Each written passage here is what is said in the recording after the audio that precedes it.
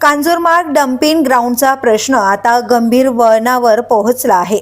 मुलुंड, भांडूप आणि विक्रोळीतील लाखो नागरिक गेल्या अनेक वर्षांपासून दुर्गंधी आणि प्रदूषणामुळे त्रस्त असल्याची दखल मुंबई उच्च न्यायालयाने अखेर घेतली आहे।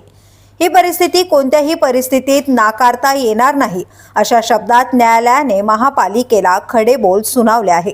डम्पिंग ग्राउंडमधून मिथेनसह घातक वायूंचे उत्सर्जन होत असल्याने विशेषतः रात्री वाढणाऱ्या दुर्गंधी मागील कारणांचा सखोल अभ्यास करण्याचे निर्देश देण्यात आले आहेत।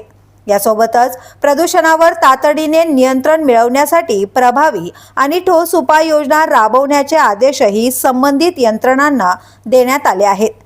न्यायमूर्ती गिरीश कुलकर्णी आणि न्यायमूर्ती आरती साठे यांच्या खंडपीठाने हा मुद्दा अत्यंत गंभीर असल्याचं स्पष्ट करत प्रशासनाला जबाबदारीची जाणीव करून दिली आहे। आता या आदेशानंतर महापालिका आणि संबंधित प्राधिकरणे नेमकी काय पावले उचलतात याकडे त्रस्त नागरिकांचे लक्ष लागले। ब्युरो न्यूज, शहर मुंबई। व्हिडिओ आवडला असेल तर लाईक करा, शेअर करा आणि आमच्या चॅनलला सबस्क्राईब करा। बेल आयकॉन दाबायला विसरू नका।